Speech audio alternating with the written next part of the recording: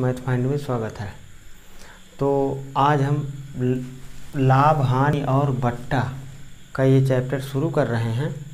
तो ये लाभ हानि और बट्टा का पहला वीडियो है।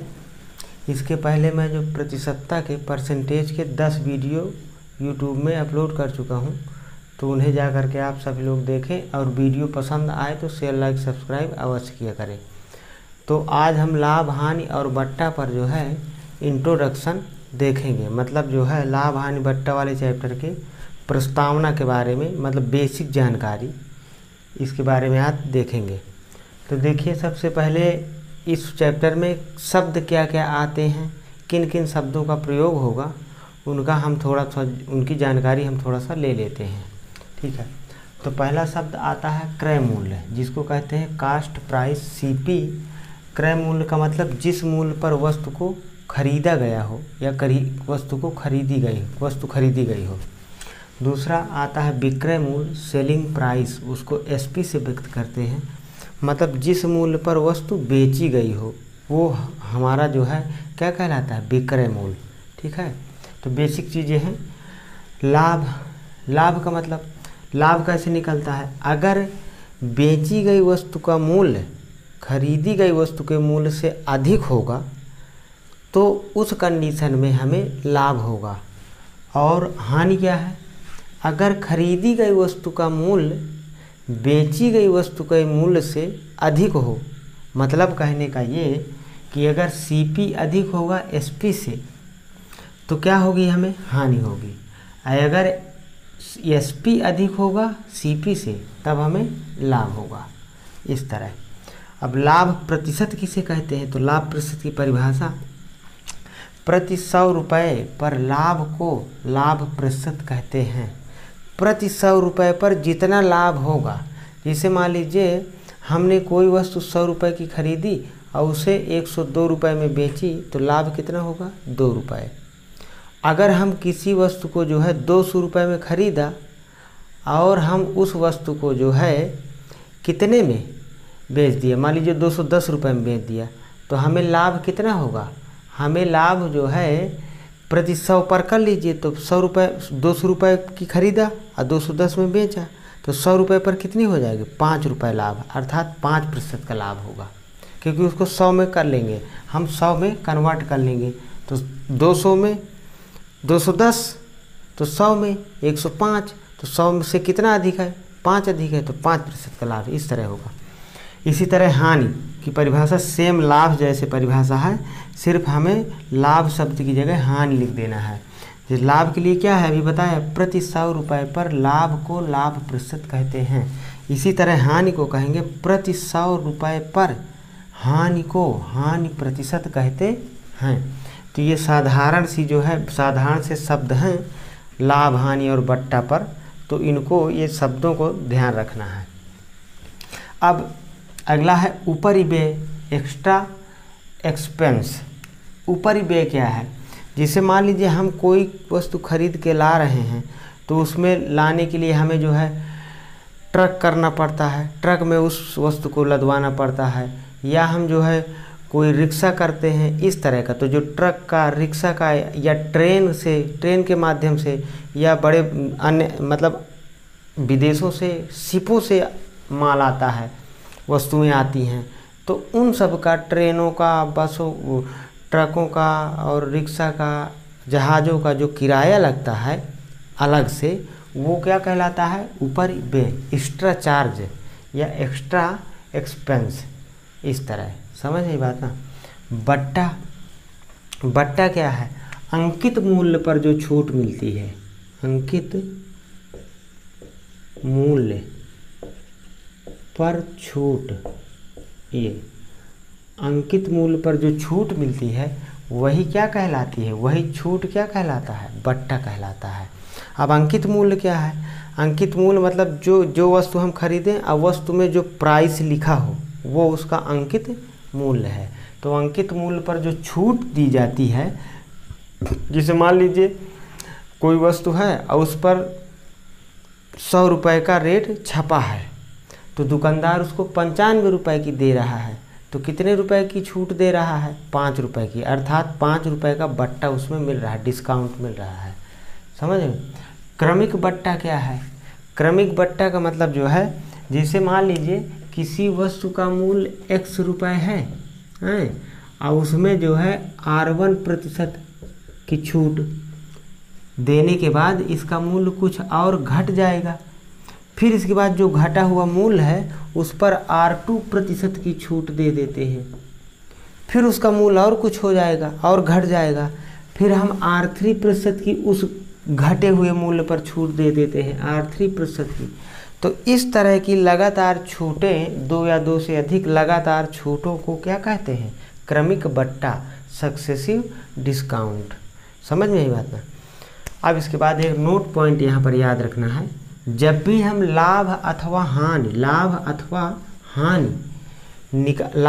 लाभ प्रतिशत या हानि प्रतिशत ये निकालेंगे ना, तो हमेशा हमें लाभ प्रतिशत, हानि प्रतिशत या लाभ हानि क्रय मूल्य पर ही निकालना है। किस पर निकालना है? लाभ हानि क्रय मूल्य पर ही निकालना है, या लाभ प्रतिशत, हानि प्रतिशत क्रय मूल्य पर निकालना है। तो ये कुछ शब्द थे, लाभ हानि और बट्टा पर आधारित कुछ शब्द थे जिनको मैंने अभी समझाया। तो आइए कुछ एक आधे बेसिक सूत्र देख लेते हैं और इसके बाद फिर जो है कुछ सरल प्रश्न करते हैं, बेसिक प्रश्न। तो पहले 1-2 फार्मूले। वीडियो पसंद आए तो शेयर, लाइक, सब्सक्राइब अवश्य किया करें। अभी ये जो चैप्टर मैं बता रहा हूँ लाभ हानि का, तो इसमें जो है ना ये कंपटीशन में बहुत पूछा जाता है। मैं वही चैप्टर अभी बता रहा हूँ जो कंपटीशन एग्जाम में अधिक से अधिक मात्रा में पूछे जाते हैं, उन्हीं चैप्टर को मैं पहले बता रहा हूँ। इसके पहले मैं प्रतिशतता के 10 वीडियो बना चुका हूँ, LCM या HCF के 6 वीडियो बना चुका हूँ, ठीक है ना। और इकाई अंक ज्ञात करना, ट्रिक से वर्ग ज्ञात करना, ट्रिक से घन ज्ञात करना, क्यूब ज्ञात करना, ये सब वीडियो भी मैं पीछे बना चुका हूँ। तो आइए, जैसे मान लीजिए हमें लाभ प्रतिशत निकालना है, तो लाभ प्रतिशत का सूत्र होता है लाभ अब बटे कितना? क्रय मूल्य, CP × 100। ये अभी मैंने बताया ना कि जब लाभ या हानि प्रतिशत निकालना हो तो हमें किस पर निकालते हैं? CP पर ही निकालते हैं, कास्ट प्राइस, क्रय मूल्य पर ही निकालते हैं। इसी तरह जो है, चलिए हाँ, यहाँ लिख देते हैं हानि प्रतिशत। इसे हमें हानि प्रतिशत निकालना है, तो जब लाभ प्रतिशत निकालना है तो लाभ × 100/CP, और जब हानि प्रतिशत निकालना हो तो हानि, जो हानि हो रही हो, × 100 कितना? CP। तो ये फार्मूला हो गया। अब इन 2 फार्मूलों में से कई फार्मूले बन जाएंगे। जैसे लाभ, तो लाभ को हम क्या, लाभ बराबर क्या होता है? लाभ कब होगा? जब विक्रय मूल्य क्रय मूल्य से अर्थात SP CP से अधिक हो, तब लाभ होगा, ठीक है ना। तो हम लाभ की जगह क्या लिख सकते हैं? SP - CP/CP × 100। और फार्मूला, इस फार्मूले से मैं बना रहा हूँ, ये लाभ परसेंट ऐसे लिख दीजिए यहाँ पर। अब जैसे हमें लाभ प्रतिशत, SP CP, इन तीनों में से कोई 2 राशि पता हो, ये CP CP है तो एक ही बात है, जो यहाँ CP होगा वो यहाँ नीचे अपान में होगा, डिनोमिनेटर में। तो लाभ प्रतिशत SP मतलब विक्रय मूल्य और CP का मतलब क्रय मूल्य, इन तीनों में से कोई 2 पता हो, हम तो तीसरी राशि को ज्ञात कर सकते हैं। जैसे मान लीजिए, तो ये इस फार्मूले से ये भी बन जाएगा, ठीक है ना। इससे क्या बन जाएगा? हानि प्रतिशत बराबर कितना हो जाएगा? CP - SP/CP × 100। एक फार्मूला ये बन जाएगा। इसी तरह यहाँ पर जो है, जैसे मान लीजिए हमें हानि प्रतिशत और CP पता है, तो फिर उस क्वेश्चन में क्या पूछेगा? SP। तो हानि प्रतिशत CP की जगह वैल्यू रख देना है और SP के लिए फार्मूला लगा के हल कर लेना है, या विदाउट फार्मूला जैसे प्रश्नानुसार कहेगा उस हिसाब से हम क्वेश्चन को हल कर देंगे, ऐसे भी कर सकते हैं। तो आइए कुछ क्वेश्चन देखते हैं, बेसिक क्वेश्चन, सरल। प्रारंभ है, आज पहला वीडियो है इसलिए थोड़ा शुरुआत से लेंगे कि सबके समझ में आ जाए बात। तो देखिए, पहला क्वेश्चन है, मनोज ने 20 किलोग्राम चावल 8.5 रुपये प्रति किलोग्राम की दर से तथा 30 किलोग्राम चावल 10.5 रुपये प्रति किलोग्राम की दर से खरीदा। मतलब खरीदा का मतलब क्या है, क्रय मूल्य। CP बराबर, तो मैं डायरेक्ट लिखता हूँ। देखिए 20 किलोग्राम चावल खरीदता है कितने दर से, 8.5 रुपये, 8.5 रुपये प्रति किलोग्राम की दर से। मतलब 1 किलोग्राम चावल का मूल्य 8.5 रुपये है, तो 20 किलोग्राम चावल का मूल्य कितना हो जाएगा, 20 इंटू 8.50, जीरो लिखे चाहे ना लिखे इसका कोई मतलब नहीं, 8.5 भी लिख सकते हैं। अब लिखा है बुक में तो मैं लिख देता हूँ, इससे कोई फर्क नहीं पड़ता है। फिर आगे कह रहा है कि दर से तथा 30 किलोग्राम चावल 10.5 रुपये किलो प्रति किलोग्राम की दर से। तो अब 30 किलो और चावल खरीदता है, और जो 30 किलो खरीदता है उस चावल का मूल्य 10.5 रुपये का 1 किलो मिलता है। तो 30 किलो कितने का मिलेगा, 30 × 10.50 इतने का मिलेगा कि दर से खरीदा। तो आगे क्या करा, उसने दोनों प्रकार के चावलों को मिलाकर बने मिश्रण को, अब ये हो गया हमारा, इसका इसमें गुणा, इसका इसमें गुणा, जोड़ दीजिए तो क्या हो जाएगा, ये हमारा होगा क्रय मूल्य, CP हो जाएगा। तो देखिए इसका इसमें मल्टीप्लाई कर देते हैं तो कितना हो जाएगा, पहले ये दोनों जीरो लिख दीजिए। हाँ, आइए 5 दूनी 10, 8 दूनी 16, 1 17, कई अंक बाद दशमलव, 2 अंक बाद दशमलव है। तो अब हम 170.00 तो 0.00 लिखें चाहे ना लिखें, तो हटा दीजिए, तो 170 सीधे हो जाएगा। इसी तरह यहाँ पर 1 0 ये 50 का, 1 0 ये 30 का, इसका यहाँ मल्टीप्लाई कर देते हैं तो कितना हो जाएगा, 5 3 15 की 5, हासिल आया 1, 3 में 0 गुणा करेंगे तो 1 आएगा, 3 में 1 का गुणा करेंगे तो 3 आएगा, 2 अंक बाद दशमलव यहाँ भी ये ऐसे, तो मतलब 315.00, तो दशमलव के बाद 0 है तो इसको भी हटा दीजिए। ये सब कहे में है, ये रुपए में है, ठीक है। अब इसके बाद इसको हम जोड़ देते हैं तो कितना हो जाएगा, 5 8 4, तो 485 रुपये हमारा क्या हो गया, क्रय मूल्य, 485 रुपये क्रय मूल्य हो गया। आगे सवाल क्या कह रहा है, मिश्रण को 11.5 रुपये प्रति किलोग्राम की दर से बेच दिया। तो कुल चावल कितना हुआ, 20 किलो पहले था और 30 किलो बाद में खरीदा है, तो SP बराबर कितना हो जाएगा, सेलिंग प्राइस, विक्रय मूल्य। तो कुल चावल कितना, 50 किलोग्राम। अब पूरे 50 किलोग्राम चावल को कितने रेट से बेचता है, 11.5 रुपये प्रति किलोग्राम, 11.50 प्रति किलोग्राम की दर से बेचता है। तो 1 किलोग्राम चावल का मूल्य बेचने का SP का मान 11.5 रुपये, तो 50 किलोग्राम चावल का मूल्य कितना हो जाएगा, 50 में 11.5 का गुणा कर देंगे तो वो हमारा SP आ जाएगा। तो ये 00 और यहाँ पे ये 0, ये दोनों 0 इसको लिख लिया। अब 5 5 25 की 5, हासिल आए 2, 5 1 5, 5 2 7, और ये 5 1 5, और 2 अंक बाद दशमलव, तो हमारा विक्रय मूल्य कितना हो गया, 575 रुपये। 0.00 है तो 0.00 हटा सकते हैं ऐसे रुपये। अब बताइए तो क्या पूछ रहा है, इसमें पूछ रहा है उसे कितने रुपए का लाभ हुआ। अगर ये पूछता नहीं ना कि लाभ है तो ये भी पूछता सवाल में कि लाभ, या बताइए लाभ हुआ या हानि, तो इसको SP और CP देखने से पता चल जाएगा। हम देख रहे हैं कि हमारा SP की वैल्यू बड़ी है किससे, CP की वैल्यू से, इसलिए लाभ होगा। तो लाभ बराबर कितना, SP माइनस CP।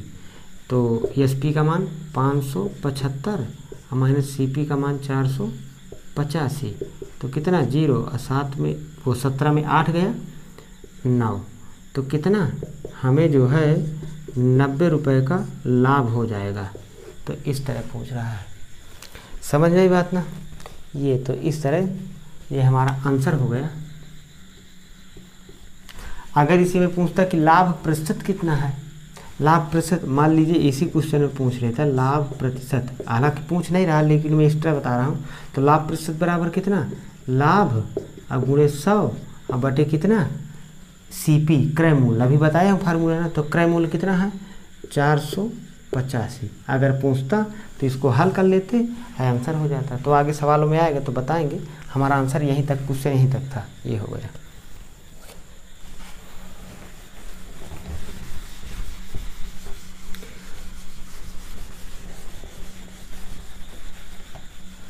अगला दूसरे नंबर क्वेश्चन है,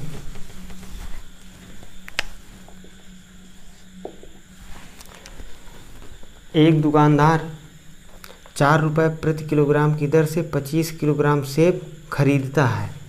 तो हम क्रय मूल्य लिखते हैं CP इक्वल, देखिए 4 रुपये से किलोग्राम 25 किलोग्राम सेब। अच्छा, 1 किलोग्राम सेब का मूल्य कितना है? 4 रुपये। तो 25 किलोग्राम सेब का मूल्य कितना हो जाएगा? 25 गुणे 4 का मतलब 100 रुपये हो जाएगा। ठीक है। यदि उसने उसमें से 11 किलोग्राम सेब 5 रुपये प्रति किलोग्राम की दर से तथा शेष 3 रुपये प्रति किलोग्राम की दर से बेचता है, तो चलिए विक्रय मूल्य लिख लेते हैं। SP बराबर कुल सेब कितने हैं? 25 किलोग्राम। 1 किलोग्राम का मूल्य 4 रुपये है, इतने रेट में खरीदता है। ठीक है ना। अब वो उसमें से जो है 11 किलोग्राम सेब को कितनी दर से बेचता है? 5 रुपये प्रति किलोग्राम की दर से। तो 11 किलोग्राम सेब का मूल्य कितना हो जाएगा? 11 × 5 = 55 रुपये विक्रय मूल्य हो जाएगा। शेष कह रहा है, तो कुल हमारा सेब कितना था? 25 किलोग्राम। तो 11 किलोग्राम बेच चुका, तो 25 में से 11 घटा दीजिए तो कितना? 14 किलोग्राम सेब अभी बचा है। तो जो शेष बचा है अर्थात 14 किलोग्राम जो सेब बचा है उसको 3 रुपये प्रति किलोग्राम की दर से बेचता है। 3 गुणे 14 रुपये, तो ये हो जाएगा। तो 55 प्लस ये कितना? 42। तो हमारा विक्रय मूल्य SP कितना हो जाएगा? ये हो जाएगा 7 ये 9, तो 97 रुपये। तो ये हमारा SP हो गया 97 और CP कितना है? 100। तो बताइए क्या होगा इस सौदे में? क्या होगा, लाभ या हानि? हानि होगी, क्योंकि हमारा विक्रय मूल्य कम है, अब क्रय मूल्य अधिक है विक्रय मूल्य से, तो इसमें हानि होगी। तो उसे कितने रुपए की हानि होती है? हानि पूछ भी रहा है, इसलिए हानि बराबर हो जाएगा, हानि बराबर CP माइनस SP। तो CP का मान 100 माइनस 97, तो कितना? 3 रुपए की हानि हो गई। ये हमारा आंसर हो गया। समझ नहीं बात ना। अगर इसी क्वेश्चन में पूछता हानि प्रतिशत, तो हानि प्रतिशत के लिए क्या कर देते? हानि प्रतिशत बराबर हानि, तो हानि कितनी आई है? 13 रुपये। हानि इंटू 100, अब आई कितना? CP क्रय मूल्य, तो क्रय मूल्य कितना है? 100।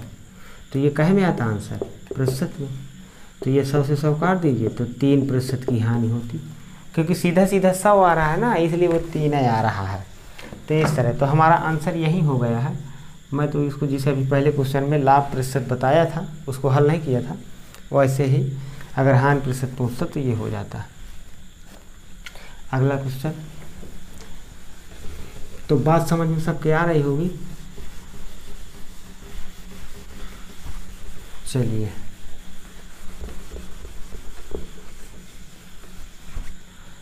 अगला तीसरा नंबर का क्वेश्चन है।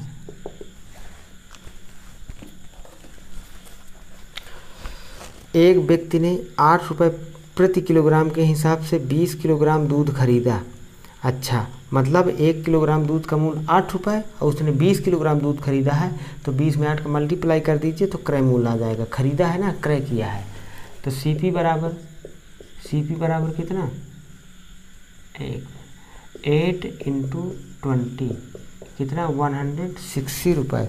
ये हो गया। लेकिन अभी और आगे कुछ दिया है, थोड़ा अभी नहीं करते हैं, बस इतना कर देते हैं, ठीक है ना। आगे कह रहा है उसने 10 रुपये खर्च करके उस दूध को मथवाया, मतलब इतना रुपए लगाने के बाद 10 रुपया और लगा रहा है मथवाने के लिए, मतलब दूध को दही बनाया और फिर उसको मथवा रहा है, तो मथवाने में कितने खर्च लगता है? 10 रुपये। तो ये भी क्रय मूल्य में आ जाएगा। तो ये हो जाएगा कितना? 20 अट्ठे 160 में 10 जोड़िए तो 170 हो जाएगा। तो क्रय मूल्य कितना हो गया? 70 रुपये हो गया। आगे इस प्रकार उसे 5 किलोग्राम क्रीम तथा 15 किलोग्राम टोंड दूध प्राप्त हुआ। टोंड दूध का मतलब मट्ठा, छाछ, ये प्राप्त हुआ। यदि उसने क्रीम को 30 रुपये प्रति किलोग्राम और टोंड दूध को 4 रुपये प्रति किलोग्राम के हिसाब से बेच दिया, तो इस सौदे में उसे कितने प्रतिशत का लाभ हुआ? इसमें पूछ रहा प्रतिशत लाभ। तो देखिए हम इसका विक्रय मूल्य SP निकाल लेते हैं, सेलिंग प्राइस। तो विक्रय मूल्य तो 5 किलोग्राम क्या निकली है? क्रीम, और 30 रुपये प्रति किलो। यदि उसने क्रीम को 5 किलोग्राम क्रीम निकली है। एक और जो है 1 किलोग्राम क्रीम का मूल कितना है 30 रुपये, तो 5 किलोग्राम क्रीम का मूल 5 गुणे 30 ये हो जाएगा। और 15 किलोग्राम टोंड है, मट्ठा है, मट्ठे को किस रेट से बेचता है 4 रुपये प्रति किलोग्राम की दर से बेचता है। तो पूरा विक्रय मूल्य हमारा हो गया 5 × 30 + 15 × 4, तो ये हमारा कितना हो गया, चलिए आगे कर देते हैं। तो ये कितना 150 प्लस ये हो जाएगा 60 रुपये, तो कितना हो जाएगा, हाँ 210 रुपये। मतलब हमारा जो SP आ गया वो 210 रुपये आ गया। विक्रय मूल्य 210 रुपये, अक्रय मूल्य कितना हो गया 170 रुपये है, यहाँ लिख देते हैं ये। तो बताइए क्या होगा, लाभ होगा कि हानि? लाभ होगा, क्योंकि विक्रय मूल्य अधिक है किससे, क्रय मूल्य से। इसलिए पहले लाभ लिख लेते हैं, चाहे इकट्ठे एक बार में लाभ प्रतिशत लिख देते SP - CP जो मैंने बताया है। तो चलिए लाभ प्रतिशत यही लिख देते हैं। लाभ प्रतिशत बराबर क्या होता है, लाभ। लाभ कैसे आता है, लाभ SP - CP से आता है, बात तो एक है, इंटू 100 अब भाई कितना CP। तो SP कितना है 210 - 170 इंटू 100/170। लाभ प्रतिशत या हानि प्रतिशत सदैव कहाँ में निकाला जाता है, सदैव क्रय मूल्य में निकाला जाता है। तो ये, तो इसको सॉल्व कर लेते हैं, तो कितना हो जाएगा, ये 210 में 170 घटाएंगे तो 40 गुणे 100/170। चलिए ये 0 यहाँ से काट देते हैं। अब ये नहीं कटेगा तो इसका हम इधर सॉल्व कर लेते हैं। लाभ प्रतिशत, प्रॉफिट परसेंटेज, 100 में 4 का गुणा तो 400/17। इसको सही बटा में लिख देते हैं, तो कई बार भाग जाएगा, 17 दूनी 34। अब कितना बचेगा, 40 में से 34 गया 6 तो 60 हो जाएगा, 17 × 3 = 51। 60 में से 51 घटाइए तो कितना बचेगा 9, तो 23 सही 9 ये पूरा पोर्शन जो है ना परसेंटेज में होता है, ये लाभ प्रतिशत बराबर, क्योंकि इधर ही प्रतिशत है ना। तो हमें लाभ कितने का होगा 23 सही 9/17% का ये लाभ हो जाएगा। तो ये तीसरा क्वेश्चन हो गया, यही पूछ रहा था इसमें, तो ये इसका आंसर हो गया। ये अगला क्वेश्चन देखते हैं। बिल्कुल सरल सरल प्रश्न है ये, अभी प्रारंभिक है, इसके बाद धीरे धीरे मैं आगे जो है सरल से कठिन की ओर बढ़ूंगा। जैसे पिछले चैप्टर में प्रतिशतता में मैं 10 वीडियो डाला हूं, तो सरल से कठिन की ओर पूरे सवाल बताया हूं, पूरा चैप्टर ये इस तरह से। अभी ट्रिक भी बताऊंगा, अभी तो ट्रिक नहीं तो सिंपल चीज़ें हैं बता रहा हूं, अभी तो सिंपल क्वेश्चन बता रहा हूं, तो विदाउट ट्रिक है ये, ट्रिक से अभी बताएंगे आगे। एक व्यक्ति किसी वस्तु को 80 रुपये में खरीदता है, परंतु वह उसका मूल्य 120 रुपये अंकित करता है। खरीदता कितने की है, क्रय मूल्य CP = 80 रुपये, लेकिन अंकित मूल्य कितना है, उसमें जो अंकित करता है मूल्य ना, अंकित मूल्य कितना करता है 120 रुपये अंकित कर देता है। जो वस्तु है उसमें 120 रुपये लिख देता है। खरीदता 80 रुपये, खरीद के 80 रुपये की लाया है और उसके ऊपर लेबल 120 रुपये का लगा दिया, इस तरह से। यदि वह उसे 40% बट्टे पर बेचे, अब 120 रुपये का लेबल लगा दिया, अब फिर उसने उस पर 40% का बट्टा दे दिया, मतलब 40% की छूट दे दिया, अर्थात कितने प्रतिशत में उसे बेच रहा है 60% में, तो बट्टा कितने का दे दिया उसने, छूट जो दे दिया बट्टा वो कितने की दे दिया 40% का। इसलिए कितने में बेचेगा, तो कितने में बेचेगा 120, मतलब 60% में बेचेगा। तो SP बराबर कितना हो जाएगा, विक्रय मूल्य 120 का 60%। नहीं बात सुन भाई, वह अंकित मूल्य 120 रुपया है, अब 120 रुपये में 40%, 120 रुपये में वो 40% का बट्टा दे रहा है, तो प्रतिशत अपने आप में 100% का होता है, ठीक है ना, 100% का होता है। तो ये 40% का बट्टा दे रहा है, तो कितने प्रतिशत में बेचेगा, अर्थात इसको 60% में बेचेगा। ये प्रतिशत ही है, प्रतिशत वाला चैप्टर देखें, वीडियो देखें तो बात समझ में आ जाएगी, वो मैं बता चुका हूँ। तो इसका विक्रय मूल्य हो जाएगा 120 इंटू 60/100, परसेंटेज का मतलब बटे में 100, बता चुका हूँ ये सब, इंटू 60 बाई कितना 100, 1 0 यहाँ से 1 0 यहाँ से, अब 12×72 72 रुपये। तो ये SP विक्रय मूल्य कितना हो गया 72 रुपये, अक्रय मूल्य कितना है 80 रुपये, विक्रय मूल्य 72 रुपये। तो बताइए क्या होगा इस कंडीशन में, लाभ या हानि? हानि होगी, क्योंकि क्रय मूल्य कम है, मतलब 80 रुपये की खरीदा है, 72 रुपये में बेच रहा है, तो पक्का जो है हानि होगी। तो कितने की हानि हो रही है? 8 रुपये की हानि हो रही है। तो इसमें क्या बताना है? हानि प्रतिशत ही बताना है। हानि प्रतिशत क्या है? तो पहले हानि प्रतिशत सीधे डायरेक्ट लिख देते हैं। तो क्या होता है हानि? तो हानि कितने की हो रही है? CP माइनस SP, तो 8 रुपये की हो रही है। तो हानि इंटू 100 बाई कितना CP, तो CP कितना है 80 रुपये। तो 8 दहम 80 और 10 दहम 100, ये पूरा काहे में है? पूरा ये प्रतिशत में है। तो कितने प्रतिशत की हानि हुई? इस प्रकार से 10% की उस सौदे में उस व्यक्ति को हानि हो जाएगी। तो ये आंसर हो गया। आइए अगला क्वेश्चन देखते हैं।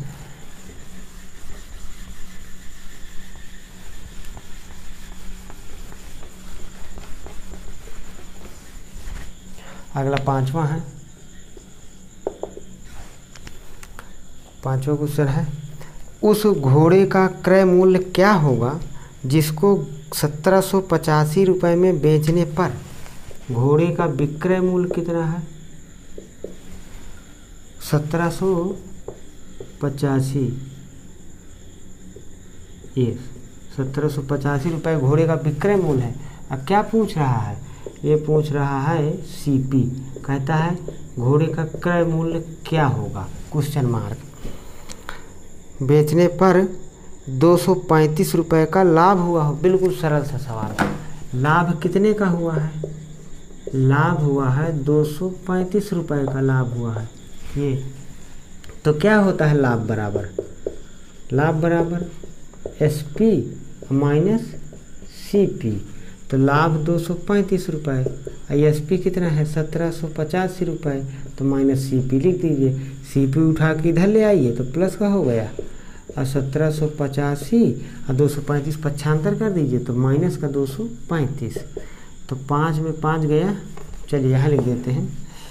तो CP मतलब क्रय मूल्य बराबर 5 5 गया 0, 8 में से 3 गया 5, और 7 में से 2 गया 5, ये 1 रहेगा। तो 1550 रुपये का, उस 1550 रुपये में उस घोड़े को वह व्यक्ति खरीदेगा, या कोई भी व्यक्ति नहीं है तो उसकी खरीद मूल्य कितनी होगी? 1550 रुपये खरीद मूल्य होगी। तो इस प्रकार से वीडियो पसंद आए तो शेयर लाइक सब्सक्राइब अवश्य करें।